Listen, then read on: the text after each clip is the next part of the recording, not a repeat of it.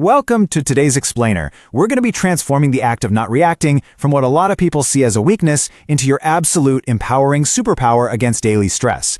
If you've ever felt that instant, burning urge to snap right back at someone who wronged you, only to immediately regret it 5 minutes later, well, you are in exactly the right place.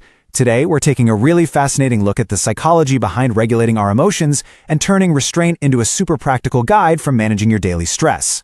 Okay, so let's just dive right into this core question. Why exactly do we let other people control our emotions? It's a deeply human instinct to want to snap back when provoked. We want to defend ourselves, right? That makes total sense. But those immediate, uncalculated reactions, they actually betray us. Seriously, every single time we fly off the handle, we are essentially handing the remote control of our mood straight over to someone else. We're literally giving our power away. To help you stop doing that and become truly invincible to these daily provocations, we've got a step-by-step roadmap for you. First, we'll cover the urge to react, then move into some practical tools for restraint, how to release pent-up stress, the empathy shift, and finally, the benefits of composure. All right, Section 1, the urge to react, the chaos of impulsive reactions. So, before we can even begin to fix the chaos of an impulsive reaction, we kind of have to figure out our baseline. We need to acknowledge those extreme emotions that completely flood our minds when we're suddenly triggered by a difficult interaction. You know the feeling. Your heart rate spikes, your thoughts are racing, and your gut instinct is to just immediately strike back. But take a look at this definition of restraint. Restraint is not passive. It's definitely not weak. It's actually an unquantifiable expression of character and strength. Just think about that for a second. Mastering the skill of not giving in to every single word or action thrown your way, that takes an immense amount of active internal power. It's basically a massive flex of your emotional muscles. Moving on to Section 2, practical tools for restraint, your everyday toolkit. So, to actually put that strength to work, we can use what psychologists call a chemical countdown. Basically, when you feel that massive rush of adrenaline, you start taking slow breaths. You count slowly from 1 to 10, and then you count backward from 10 down to 1. This literally, physically delays your impulse. Actually, I'm going to pause right here for a second, just so you can realize how much clarity a short, intentional pause can actually provide. As incredibly basic as it sounds, this countdown gives your nervous system the vital seconds it desperately needs to calm down, which keeps you firmly in the driver's seat of your impulses. Now that countdown is really only step 1. You also have to find your roots by asking yourself a pretty tough question. Are you actually furious at the person who just bumped into you? Or are you just looking for an excuse to vent all this inner resentment from a terrible morning at work? Nailing down what's actually triggering you stops you from acting completely out of character. Let's jump into Section 3, releasing pent-up stress, safely letting it out. Now the absolutely crucial point here is that simply bottling up all this pressure, that is definitely not the goal. Restraint does not equal repression. As Sarah Lindbergh over at Healthline points out, if we don't address and validate our feelings, all that pent-up anger will literally take a toll on your physical and mental health. The longer you hold on to that stress or resentment, the more likely it's going to explode in a moment you least expect it. And usually, it's directed at the people who least deserve it. So we've got to let it out, but we do it on our own terms. So how do we release that pressure productively?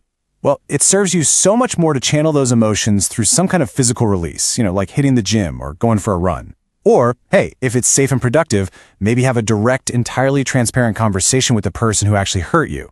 But if that's not on the table, distance yourself. Go talk it out with a respected third party. The whole goal here is to manage those negative emotions, safely bleeding off the pressure so they don't grow, fester, and eventually control you. Okay, Section 4, the empathy shift, seeing the bigger picture. So we're shifting gears now from internal management to how we actually view the outside world. We have to completely reframe how we see the people trying to provoke us. Just look at the stark contrast here. An uncalculated reaction basically drags you right down into the mud and hands your power over to someone whose whole intention was probably to mess up your day anyway. I mean, why would you ever give someone bringing you down that kind of power? But in contrast, calculated restraint keeps you calm. It allows you to rise above the whole messy situation and completely maintain your control. The absolute ultimate technique to achieve that calculated restraint is empathy. I know, it sounds tough. But when you shift your perspective to look past those hurtful actions and try to see the pain or the real intentions in their heart, wow, everything changes. It's a real game changer. When your heart is abundant with empathy, you start seeing things from their point of view. You recognize that, hey, they might just be hurting, and once you see their pain, it becomes incredibly difficult to get caught up in your own offended feelings. Bringing us to Section 5, the benefits of composure, the payoff of your new superpower.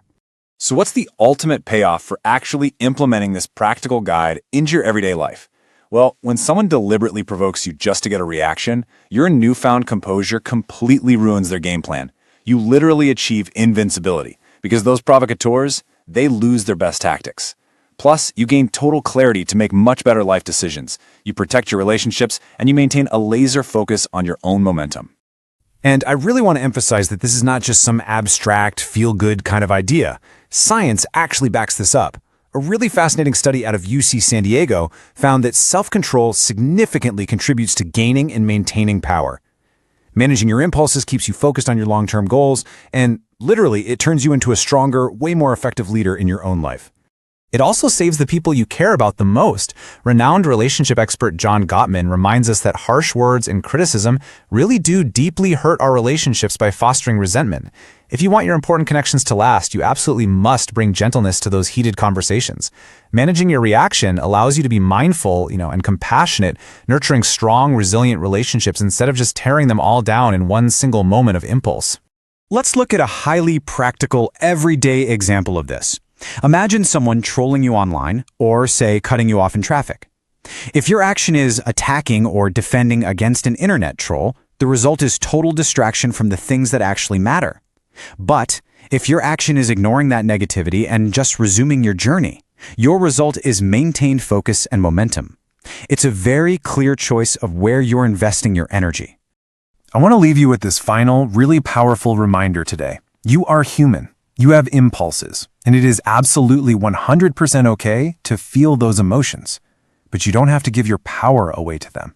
Because at the end of the day, your initial feelings of anger are eventually going to fade, but the harsh words you say impulsively, those are going to stick forever. So, I challenge you, keep your power, stay composed, and just flat out refuse to react. What could you accomplish today if you let all that negativity just slide right off you? Think about it. Thanks for joining me on this explainer, and I will catch you on the next one.